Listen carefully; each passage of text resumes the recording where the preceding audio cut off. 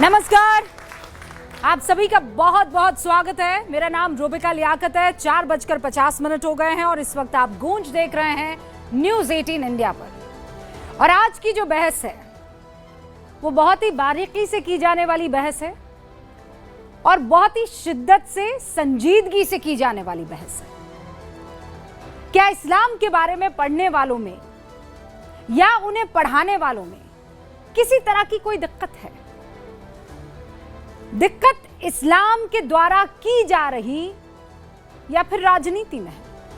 इस सवाल के साथ आज गूंज की शुरुआत इसीलिए क्योंकि भारत हो या दुनिया का कोई और हिस्सा, एक शब्द जो ज्यादातर हिंसा की तस्वीरों के साथ चस्पा हो रहा है वो है इस्लामिक कट्टरपंथ। इसी सवाल के साथ एक और सवाल मन में गूंजता है कि जिस धर्म की स्थापना हजरत मोहम्मद सल्लल्लाहु अलैहि वसल्लम ने इंसाफ, दया, सब्र और इंसानी बराबरी के लिए की थी, उस धर्म के साथ कट्टरपंथ शब्द जुड़ कैसे गया?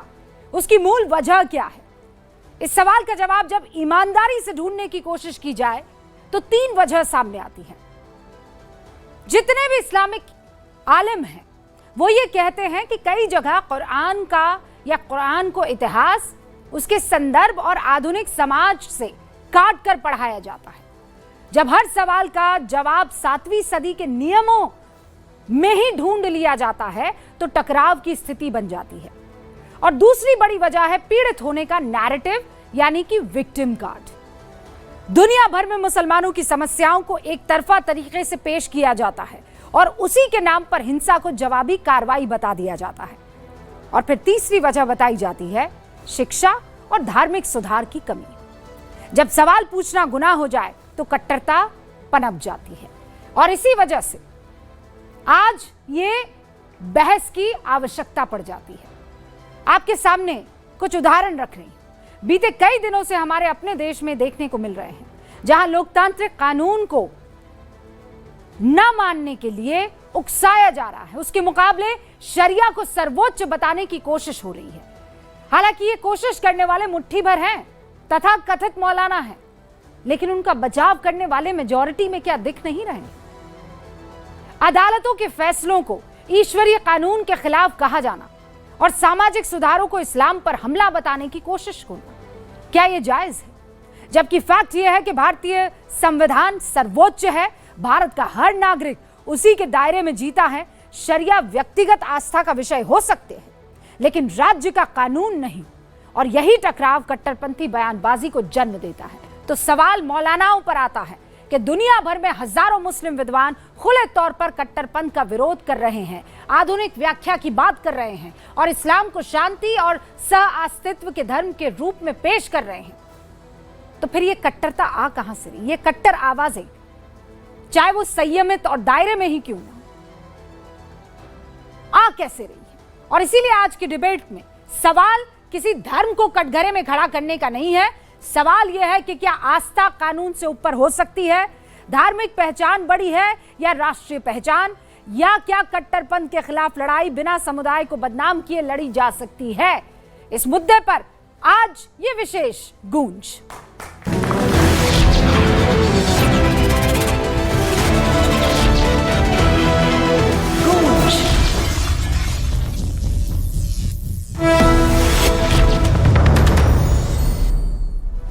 सारे खास मेहमान हमारे साथ जुड़ चुके हैं, उनसे आपका तारुफ करवा देती हूँ जोरदार तालियों से। शुरुआत करते हैं मोहम्मद फैज खान साहब की, जो कि मुस्लिम राष्ट्रीय मंच संगठन से ताल्लुक रखते हैं। बहुत बहुत स्वागत है आपका। उनके ठीक बगल में मुफ्ती शमून कासमी साहब आपको दिखाई दे रहे हैं, जो कि अध्यक्ष हैं उत्तराखंड मदरसा शिक्षा बोर्ड के। उनके बगल में आपको कारी अबरार जमाल साहब दिखाई दे रहे हैं, जो कि राष्ट्रीय अध्यक्ष है जमीयत हिमायतुल इस्लाम के। मतलब ये बहुत पुराना संगठन है। कारी साहब ने अभी बताया कि 1800 सदी से चला आ रहा है। और फिर उनके बगल में जो आपको इस वक्त नज़र आ रहे हैं वो है मौलाना अलीमुद्दीन असदी साहब, जो कि मुस्लिम विद्वान हैं।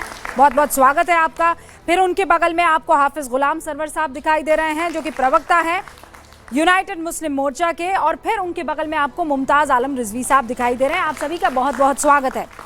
शुरुआत कारी साहब मैं आपसे करना चाहूंगी, क्योंकि पहली दफा इस मंच पर आप हमारे साथ आए हैं।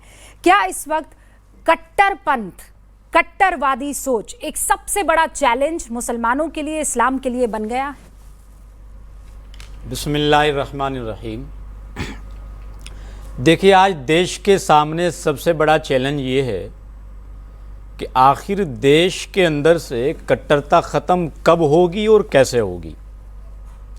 इसका सबसे बड़ा जवाब ये है कि जब तक इस पर धार्मिक लोग काम नहीं करेंगे तब तक देश के अंदर से कट्टरता ख़त्म होनी इम्पॉसिबल है। उदाहरण के तौर पर, जब तक यहाँ का मुसलमान प्यारे आका अलैहिस्सलातु वस्सलाम के बताए हुए रास्ते को छोड़कर, उनके नक्शे कदम को छोड़कर यहाँ के तथाकथित मुल्लाओं के इस्लाम को अपनाता रहेगा, जब तक यहाँ के हिंदू को यहाँ का मुसलमान काफिर मानता रहेगा और ये मानता रहेगा कि इस दुनिया को सिर्फ और सिर्फ मुसलमान के लिए बनाया गया है, हिंदू को इस धरती पर रहने का कोई अधिकार नहीं है, तब तक देश के अंदर से कट्टरता खत्म नहीं हो सकती। क्योंकि इस्लाम ने साफ संदेश देकर बताया है। कुरान कहता है आपका दीन अलग हो सकता है, हमारा दीन अलग हो सकता है, लकुम दीनुकुम वलिय दीन, आपका दीन आपके लिए, हमारा दीन अलग हमारे लिए। लेकिन हमारे दीन अलग होने का मतलब ये बिल्कुल नहीं हो सकता कि हम आपके दीन को बुरा कहें। कुरान ने साफ तौर पर यह भी कहा है कि मुसलमानों, किसी के माबूद को बुरा मत कहो, ये जानते हुए भी अगर आपको यह भी लगता है कि उसका माबूद झूठा है तब भी उसको बुरा मत कहो। क्यों? क्योंकि जिस माबूद को तुम सच्चा मानते हो फिर वो तुम्हारे सच्चे माबूद को बुरा कहेगा। तो इस्लाम ने, कुरान ने टकराव को बिल्कुल पसंद नहीं किया।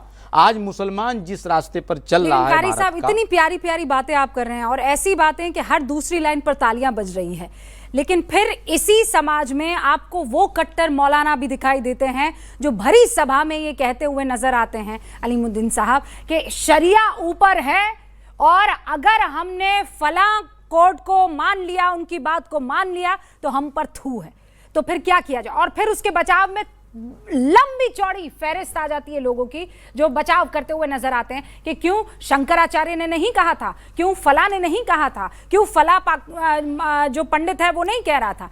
आप इसको हाइफनेट करने लग जाते हैं। फिर ये सोच बिल्कुल गलत है।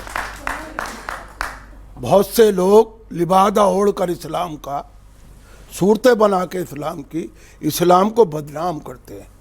1450 साल पहले नबी आखिरी ज़मां हज़रत मोहम्मद सल्लल्लाहु अलैहि वसल्लम आए, उन्होंने पैगाम दिया मोहब्बत का। आज 1450 साल से मोहब्बत का पैगाम मुसलमानों के दिल में अमल करते हैं। जो अमल नहीं करते वो मुसलमान कहलाने के लायक नहीं है। यह इस्लाम की तालीम।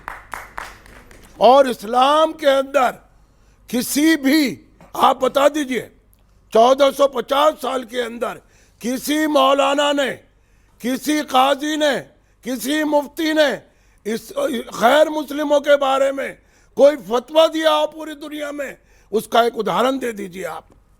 कोई आग लगाई हो, कोई फिसाद किया हो, फतवा देने की जरूरत नहीं होती है। मैं बता रहा हूँ, आपसे अर्ज कर रहा हूँ। रुबिका जी, मुझे सुन लीजिए आप तो